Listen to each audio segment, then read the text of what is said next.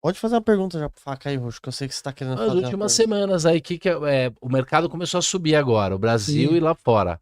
Será que cancelaram aí a crise ou será que estão juntando compradores aí para ter uma queda de novo?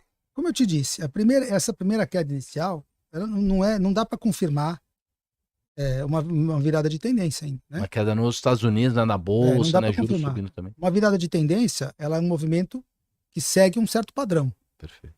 Esse padrão precisa se transcorrer. Então a gente tem que acompanhar o padrão e é muito importante a gente analisar que toda vez que você tem uma onda de baixa, a sequência dela é uma onda de alta, que Sim. pode ser a correção Sim, para seguir caindo ou então sim, seguir para cima. é Né? isso mesmo. Então a gente tem que observar como o mercado vai se comportar daqui para frente. Né? Se a gente tiver numa correção, a gente vai fazer talvez uma alta e depois mais uma pernada de baixa e acabou. Se você está numa tendência, você vai fazer uma pernada de alta e a próxima pernada de baixa vai ser um movimento grande. Então a gente tem que esperar. Não dá para saber. Eu tenho sempre falado aqui, de outras vezes, que assim, Sim. eu enxergo pelo comportamento do mercado de taxa de juros, do mercado de moeda, assim, independente do que o mercado pensa ou não pensa, em relação ao que vai acontecer ou não, tudo só foi possível. Só foi possível a gente estar nesses níveis porque o dinheiro foi abundante. Imprimiu Foi a Foi por mistura. causa da- Foi a da- mistura. Por quê? Porque o que significa dinheiro abundante? Significa crédito expandindo. A expansão de crédito ela não ocorre por vontade do governante ou do banqueiro central. Ela ocorre quando um doador encontra um tomador. Certo? Seja uma empresa, seja o governo com o comprador de treasuries, seja um cara que quer tomar empréstimo para comprar 20 vezes Bitcoin. Isso é uma alavanca. Quando você encontra um doador de crédito e um tomador, seja qual for o motivo, você tem expansão monetária. Certo? Dinheiro foi criado. Então o cara está otimista, ele pode pegar empréstimo para expandir a empresa dele, que é o tipo de crédito, né, que se o cara tiver uma empresa rentável, ele paga os juros. Ou o cara pode, eu estou otimista, eu quero dinheiro para comprar 20 vezes Bitcoin, que nem o Michael Saylor lá. Vai lá e faz. Eu estou otimista, quero comprar bastante título do Tesouro Americano, porque o governo americano é bom pagador. Você expande crédito. Ou então acho que não tem o que fazer com o dinheiro, mas acredito que emprestar ele para o governo há 30 anos a taxa de 1% é bom. Isso foi o que aconteceu em 2020. Sim. O mercado, em vez de segurar o caixa, achou que era bom. O que os banqueiros deviam ter feito? O que aconteceu?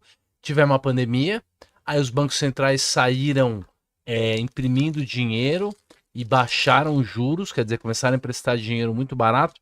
Os bancos, por ser prime dealer, essas coisas, eles foram obrigados a comprar ou porque Não, o que fizeram que mau acontece? negócio, né? O que acontece? O Fed, além de baixar o juro, em 2020, ele ligou para os bancos, ligou nas mesas e começou a comprar ativos dos bancos. Deixou os bancos sem ativos. Certo? Comprou, fez 3 trilhões de QE em 2020, aqueles 3 meses. O que é quantitative easing? É quando o Fed não é só ele emprestar dinheiro para os bancos. Ele tem uma mesa de operações, Ele tem uma mesa de operações, em vez dele emprestar, quer dizer, ele emprestou também, baixou o juro para zero e falou: quem quiser tomar empréstimo do Fed a zero, empréstimo de liquidez, tem. Mas não adianta isso aí. Né? O que ele fez? Eu vou tirar os ativos dos bancos. Ligou nos bancos, começou a comprar ativos que eles tinham. Bônus de governo, bônus de hipoteca. O grosso era bônus do governo.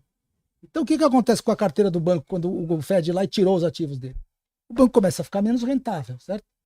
Porque ele perde um ativo e fica com caixa. Né? Quando eu compro um título teu, eu te tiro o rendimento, um título que rende, e deixo você com caixa, com dinheiro. Pô, você não quer ficar, você não quer perder rentabilidade, né? A tua ação já está caindo, porque naquele crash de 2020 a ação caiu dos bancos também. Pô, preciso voltar a ser rentável. O que eu preciso fazer com esse dinheiro? Eu não quero emprestar para ninguém. Vou lá e compro o título do governo. Então, ficou uma ciranda. O mercado comprava, o Fed ia lá, comprava ativos dos bancos, carteira de títulos, os bancos recebiam caixa. Na semana seguinte, é leilão do Tesouro Americano, pum, compra o título do Tesouro Americano. Aí, e é o juro baixíssimo. Ia baixando. Cada vez que isso acontecia, ia baixando mais o juro. De março até maio, foi 2 meses seguidos de queda de juro acentuada. Então, o juro estava 2, fechou para 1. 30 anos, ou 0,80. E o 10 anos americano fechou para 0,40.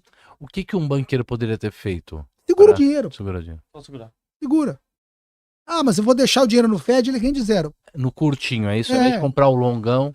Entendeu? Tá O certo. curtinho estava 0. Eles foram pro longão e começaram a comprar título do Tesouro. Aí baixou o juro longo também. Porque assim, é seguro. Eu preciso de algum retorno. Nem que eu arrisque o dinheiro por 30 anos. Risco médio, o tal do risco médio, né? O cara pagar 1%, ele troca um título de 1 ano por um título de 30. Nossa. Só que, garantidamente, a volatilidade é incomparável o risco de um contra. Exatamente, exatamente. Então, assim, isso aconteceu. Né?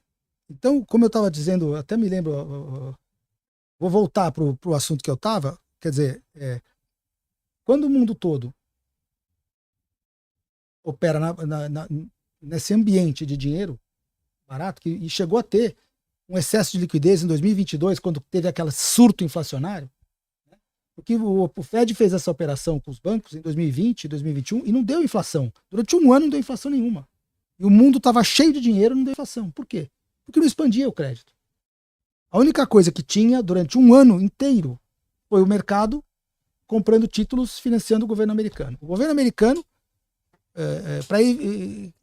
só não tivemos uma deflação depressiva que o governo americano começou e os outros governos, todos, até o do Brasil, tá? Pegaram essa onda criada em cima da compra de títulos. O governo vendia títulos para o mercado e fazia cheque e punha dinheiro para gastar. Ele gastava dinheiro. Então, durante um tempo, ele evitou uma depressão maior. Né? Você teve uma recessão brava naquele ano da pandemia. E ele foi gastando, com a expansão da dívida pública, ele foi gastando, fazendo cheque, fazendo auxílio, repasse, que nem o Brasil é a mesma coisa. O Brasil teve, em 2020, um déficit de 700 bilhões. Imagina, a reforma da Previdência foi feita para dar uma economia de 1 trilhão, eles gastaram 70% da economia da reforma da Previdência em um ano. Porque era aquela coisa, ou a gente faz isso, ou vamos entrar em colapso. Para evitar aquelas filas de 30%, 40% das pessoas pedindo dinheiro na rua, sem dinheiro, igual da década de 30, que você via filas de pessoas. Eles evitaram que aquilo fosse, que a sociedade passasse por aquilo, fazendo cheque, fazendo dívida e cheque. É porque teve esse crédito. Né? Então, para você ter, o que sustenta uma alta generalizada em tudo, a inflação monetária, que só acontece quando alguém resolve aplicar, alguém resolve tomar.